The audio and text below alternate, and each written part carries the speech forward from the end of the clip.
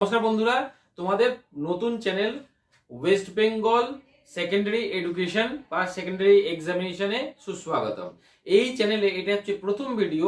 এখানে তোমরা অঙ্ক, ইংরেজি, ভৌত বিজ্ঞান, জীবন বিজ্ঞান, ভূগোল এই সাবজেক্টগুলো সম্পর্কে বিস্তারিত আমি আলোচনা করব। তোমরা যত প্রশ্ন থাকবে সেই প্রশ্নগুলো কমেন্টে প্রশ্ন করবে, আমি তার উত্তর দেব, ডিটেলস আলোচনা করব।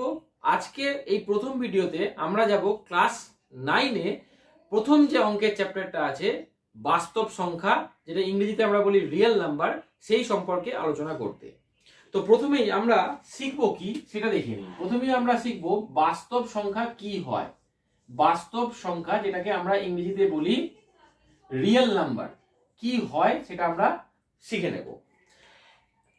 তোমরা ধরো কোনো একটা মলে গেছো, এখন মলের সময়, মলের যুগ, মলে ঘুরতে গেছো, ঘুরতে গিয়ে সেখানে হয়তো কোনো কিছু পছন্দ হয়েছে, 25 টাকা, 50 টাকা, 100 টাকা, 75 টাকা, যা হোক, তোমরা সেই টাকা দিয়ে সেই মল থেকে কোনো একটা জিনিস কিনেছো, ক্রয় করেছো।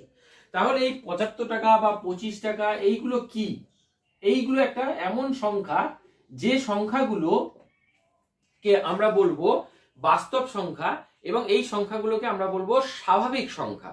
ইংরেজিতে বলবো ন্যাচারাল নাম্বার, ওকে, বাংলায় বলবো স্বাভাবিক সংখ্যা।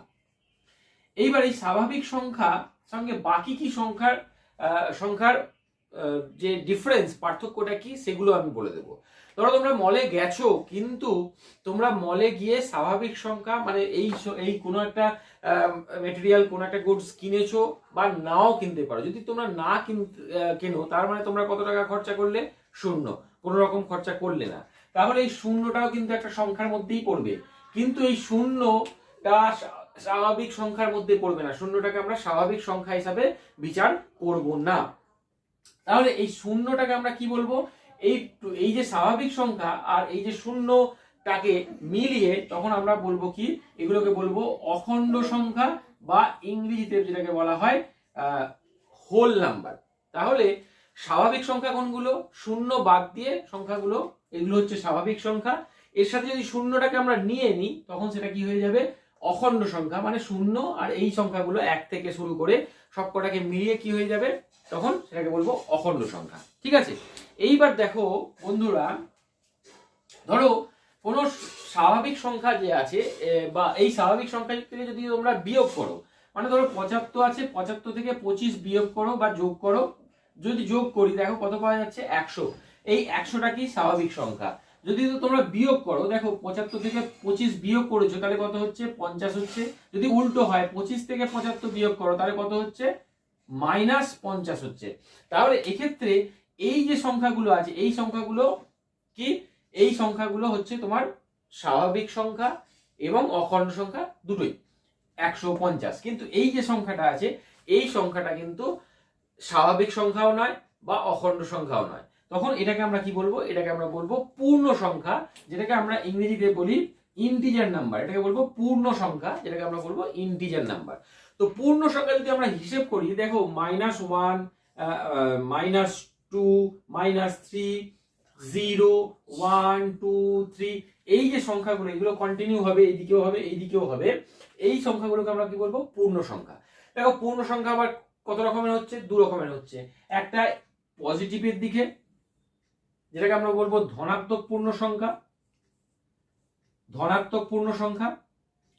আবার একটা নেগেটিভের দিকে, যেটাকে আমরা বলবো ঋণাত্মক পূর্ণ সংখ্যা, ঋণাত্মক পূর্ণ সংখ্যা। তাহলে পূর্ণ সংখ্যা কত রকমের হলো? 2 রকমের হলো। একটা ধনাত্মক পূর্ণ সংখ্যা, একটা ঋণাত্মক পূর্ণ সংখ্যা। কিন্তু যদি শূন্যটাকেও নিও, শূন্যটা পূর্ণ সংখ্যা, কিন্তু এটা ধনাত্মকও হবে না, ঋণাত্মকও হবে না। ঠিক আছে, এইবার যদি পূর্ণ সংখ্যাকে তোমরা যোগ করো, ধরো আমি যোগ করলাম এই একটা পূর্ণ সংখ্যা 50, এর সাথে একটা যোগ করলাম পূর্ণ সংখ্যা 20, কত পেলাম? 70। যদি আমি গুণ করি, 50, 20 গুণ করলাম, কত হলো? 1000। এগুলো সবই কি? পূর্ণ সংখ্যা। এবার যদি ভাগ করতে যাও, ধরো আমি 50কে 5 দিয়ে ভাগ করলাম, কত হলো? 10, পূর্ণ সংখ্যা। কিন্তু 50কে যদি আমি 20 দিয়ে ভাগ করতে যাই, সেক্ষেত্রে দেখো কত হবে? 5/2 মানে 2.5। এইটা কিন্তু পূর্ণ সংখ্যা হবে না, কারণ এটা দশমিকে আছে। ঠিক আছে, তাহলে এইটা হলো পূর্ণ সংখ্যা নয়।